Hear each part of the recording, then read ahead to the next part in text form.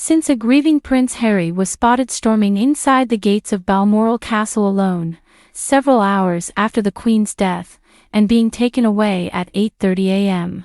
The next morning, again alone, boarded a scheduled British Airways flight back to London, and the issue of what happened that night loomed big. The Daily Mail's social correspondent and columnist Richard Kay, who is well known to have great sources in King Charles's camp, has now supplied some clues concerning those mysterious 13 hours. According to Kay, Harry did not see William at all that evening, and by the time he arrived, William had already been whisked away to Charles's estate residence, Birkhall. Instead of joining his father, King Charles III, and his older brother at Birkhall, Harry remained at Balmoral with the Queen's other children, Prince Andrew, Prince Edward and Princess Anne. As a result, the two brothers ate dinners separately, and the first time they saw each other was when they briefly joined at Windsor Castle in a carefully staged show of unity on Saturday. Two dinners were being hosted on the royal estate that night, and there was a clear divide.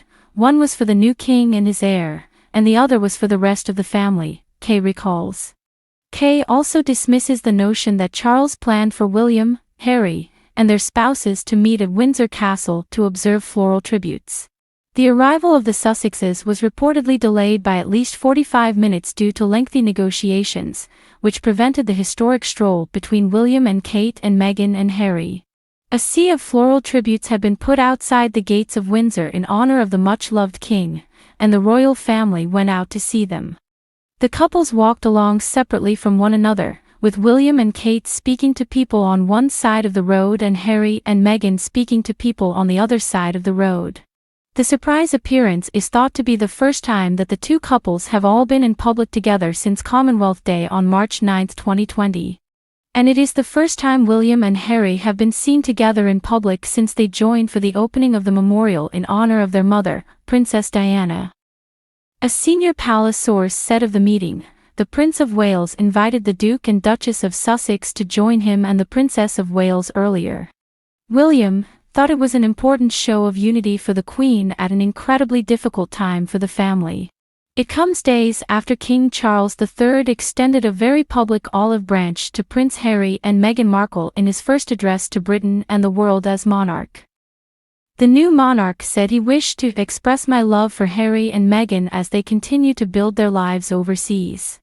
The Duke and Duchess of Sussex plunged the monarchy into crisis during the twilight years of the Queen's reign after sensationally quitting frontline royal duties and moving to California 2 years ago, a saga which precipitated the rift between Harry and his brother William, allegations of racism against the royals and claims the firm failed to help a suicidal Meghan.